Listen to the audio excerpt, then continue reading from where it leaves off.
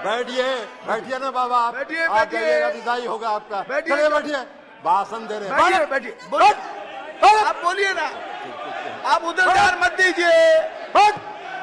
राजीव जी, राजीव रंजन। सभापति महोदय, national capital territory of Delhi amendment bill 2023 का विरोध करने के लिए मैं खड़ा हूं। माननीय गृह मंत्री जी ने अभी इस बिल को पेश करते हुए कई संवैधानिक बातों का उल्लेख किया। उन्होंने सुप्रीम कोर्ट के कुछ पारा का भी उल्लेख किया,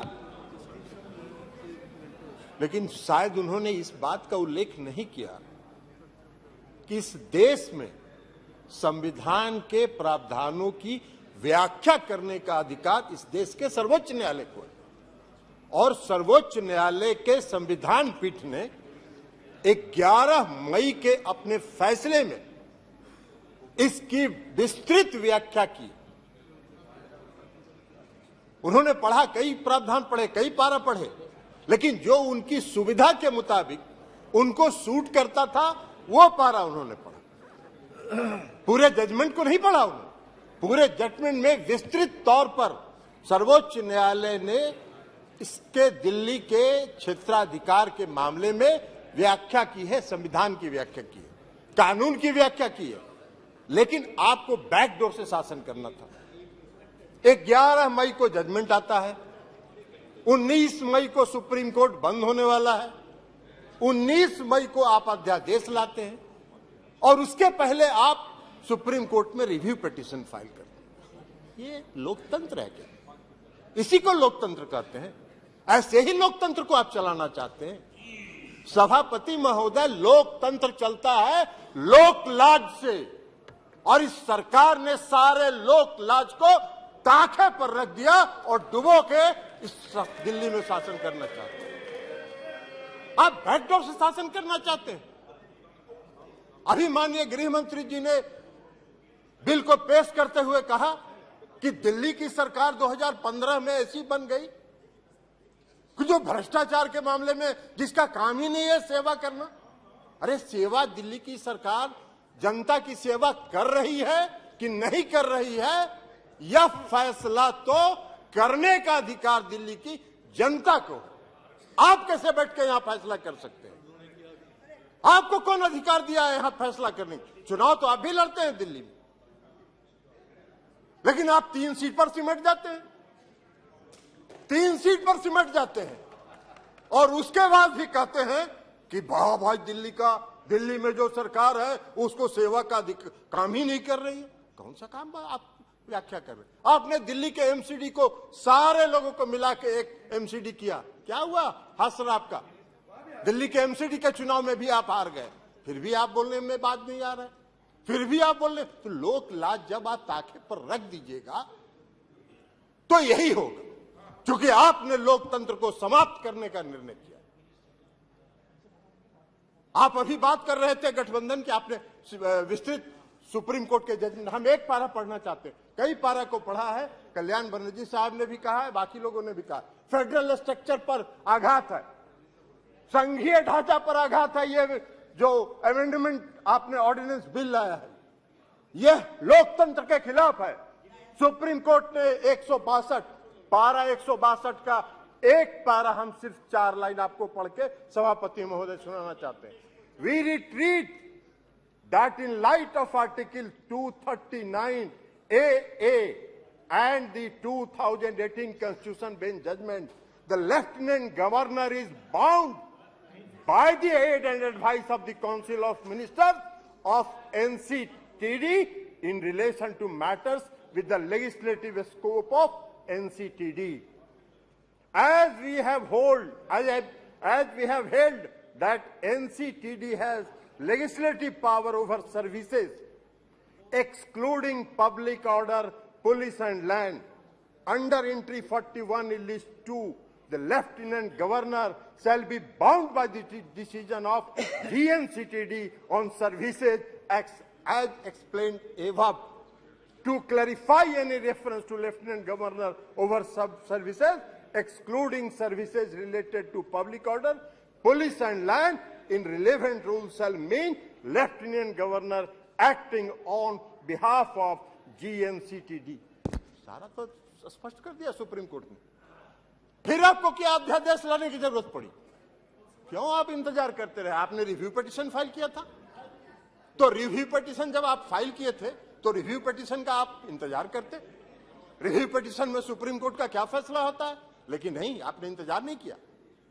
आपने 19 तारीख को सुप्रीम कोर्ट बंद रहा गर्मी की छुट्टी के लिए, और 19 तारीख को आप अध्यादेश जारी कर रहे। आपकी मंशा है, आपकी मंशा है बैकडोर से शासन करना, मनोनीत लोगों के माध्यम से चुनी हुई सरकार पर शासन चलाना। यही मंशा आपकी दिल्ली में भी है और यही मंशा देश के अन्य भाग में। ये कौन सा शासन आप चाहते, कौन सा लोकतंत्र स्थापित करना चाहते हैं? अभी चर्चा कर रहे थे माननीय गृह मंत्री, गठबंधन की चर्चा कर रहे थे, इंडिया की भी चर्चा कर रहे थे। अब इंडिया का फोबिया तो उनको समा गया है, इसलिए कि आज तक तो कभी इन्होंने एनडीए की बैठक नहीं की, आज तक कभी नहीं हुआ था। लेकिन जिस दिन इंडिया की बैठक मंगलोर में हो रही थी, उसी दिन इन्होंने एनडीए का बैठक किया। अरे भाई, आपको तो उस फोबिया से आप ग्रस्त हैं, आप उस फोबिया से ग्रस्त हो गए हैं और आपकी विदाई होने वाली है, तो इसलिए भ्रष्टाचार की बात कर रहे हैं। बैठिए ना बाबा, आप जाइएगा, विदाई होगा आपका। चलिए बैठिए, भाषण दे रहे हैं। बैठिए, आप बोलिए ना, आप उधर ध्यान मत दीजिए। राजीव जी, राजीव रंजन जी, उधर ध्यान मत दीजिए। Address the chair only, address the chair only. केवल आपकी बात रिकॉर्ड में जा रही है, किसी अन्य की बात रिकॉर्ड में नहीं जा रही है। आप please address the chair and please सभापति and try to conclude also please. इसलिए सभापति महोदय, इसीलिए please sit down, please sit down. No, बैठिए, आप बैठ जाइए, आप बैठ जाइए प्लीज, आप बोलिए। इसीलिए सभापति महोदय, अभी माननीय गृह मंत्री जी चर्चा कर रहे थे, अभी गृह मंत्री जी चर्चा कर रहे थे। आप अपनी बात पूरी कीजिए ना। अभी गृह मंत्री जी, माननीय गृह मंत्री जी चर्चा कर रहे थे। एक मिनट, आप प्लीज, स्वागत, आप तो बैठिए ना, बैठिए, अभी अपनी बात पूरी करिए। अभी गृह मंत्री जी चर्चा कर रहे थे, उन्होंने दिल्ली के भ्रष्टाचार पर चर्चा की। आप ही चलाइएगा, आप तो बैठिए। जी, जरिए, हाँ, आप अपनी बात पूरी कीजिए प्लीज। इसलिए सवाल छोड़ दीजिए, आप अपनी बात पूरी कीजिए, अपनी बात पूरी कीजिए। सभापति महोदय, अभी सभापति महोदय माननीय गृह मंत्री जी चर्चा कर रहे थे, पेश करते हुए उन्होंने कहा कि दिल्ली में बहुत भ्रष्टाचार हो गया है, भारी भ्रष्टाचारियों का जमा हो गया है। महाराष्ट्र के बारे में उन्होंने चर्चा नहीं की। 4 दिन पहले प्रधानमंत्री ने कहा 70,000 करोड़ का घोटाला हुआ और सबको वॉशिंग मशीन में डाल के बाहर निकाल लिया। अरे वाह भाई वाह, भ्रष्टाचार की परिभाषा कर रहे हैं और देश देख रहा है। आपको भी गृह मंत्री जी, पूरा देश देख रहा है कि कौन से भ्रष्टाचार की आप व्याख्या कर रहे हैं और कौन सा भ्रष्टाचार पर आप नियंत्रण करना चाहते हैं। भ्रष्टाचार का भय दिखाकर अपनी राजनीतिक बात पूरी कीजिए जी।